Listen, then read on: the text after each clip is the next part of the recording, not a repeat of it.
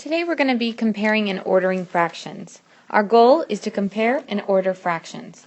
We're going to do this by applying our previous knowledge of least common multiple to find the least common denominator. So your vocabulary word is least common denominator, abbreviated LCD, which is the least common multiple of the denominator of two or more fractions. And we remember from previous vocabulary terms, denominator means the bottom part of the fraction.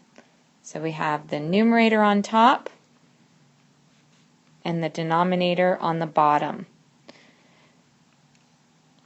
So go ahead and take a minute to copy down your vocabulary.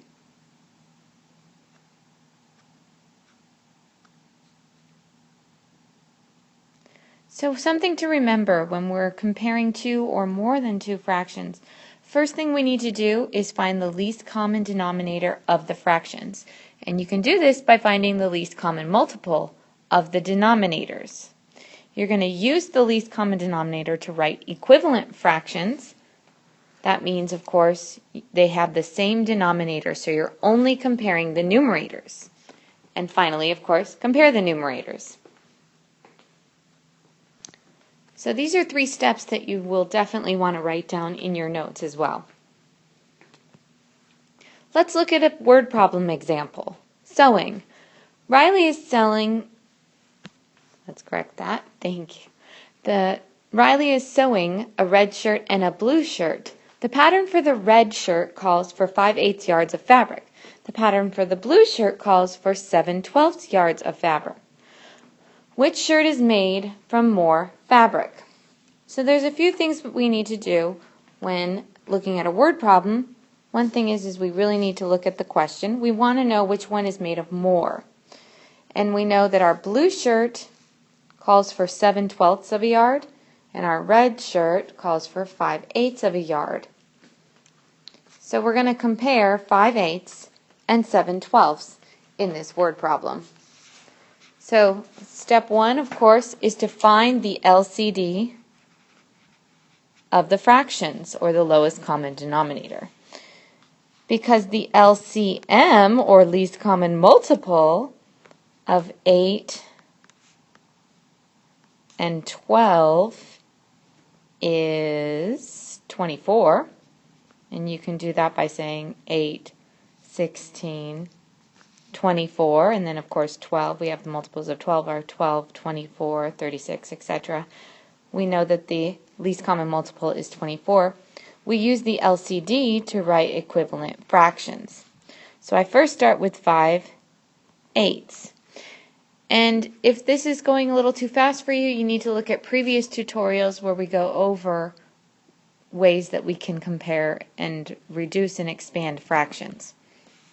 So we have 5/8, and what we need to basically do is say, okay, how do we get from 5/8 to 24ths? There's a few ways you can solve this, but one is to say, okay, well, 8 times what is 24? Well, we know that 8 times 3 is 24. Whatever we do to the denominator to expand it, we have to multiply the same number on the top. So we have 5 times 3. And 5 times 3 is, of course, 15. So out of 24ths, the red shirt calls for 15 24ths. Now we can compare our next fraction, which is 7/12. And again, I need to see, how do I get from 7/12 to 24ths? Again, I need to see what I'm multiplying by. Well, I know that 12 times 2 is 24, so I'm going to multiply the numerator in this fraction by 2. So we have 7 times 2, which is going to give us 14. So then I just need to compare 15 24ths and 14 24ths. Now all I need to know, now that I have the same denominator, I can just compare the numerator. And this goes back to the adjective noun theme. When we have the same nouns in fractions or the same denominators, all we need to do is compare the adjectives. Well, I know that 15 is greater than 14, so 15/24 is greater than 14/24. Therefore, 5/8 is greater than 7/12, which means the red shirt calls for more fabric. So I hope that helps you with a word problem example. And again, we're applying least common multiple to fractions at this point. Let's look at one final example. Order the fractions from least to greatest. And this is a type of problem where you can either compare these by making them decimals or use the lowest common denominator. Because our focus is lowest common denominator, that's what we're going to do. So I need to find my lowest common denominator, or my least common multiple, of 6, 4, 2, and 12. I don't have to worry about the numerators just yet. Well, when I look at all of these numbers, I notice that my lowest common denominator is 12. So 7/12 I know is going to stay the same. So now I have to compare 5/6 to get to 12ths. I need 3/4 to get to 12ths. I need 1/2 to get to 12. And of course 7/12 stays the same. So now I just have to ask myself in order, well, how do I get from 5/6 to 12? Well, 6 times 2 is 12. So I multiply 5 times 2. A common mistake is kids will put 2/12, and that's because they forget to multiply it by the numerator. So make sure you don't forget that step. So we have 5 times 2, which is 10. Now I need to see how I can get from 4 to 12. Well, 4 times 3 is 12, so I multiply the numerator by 3. 3 times 3 is 9. Now I just look at my next example. How do I get from 2 to 12 with multiplication?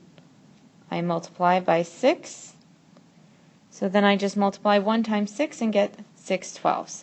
Now I have all the same denominators, and now I can easily compare and order the fractions just focusing on the numerator.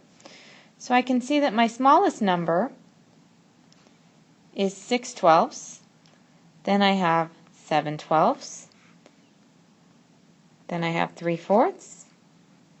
And finally 5/6.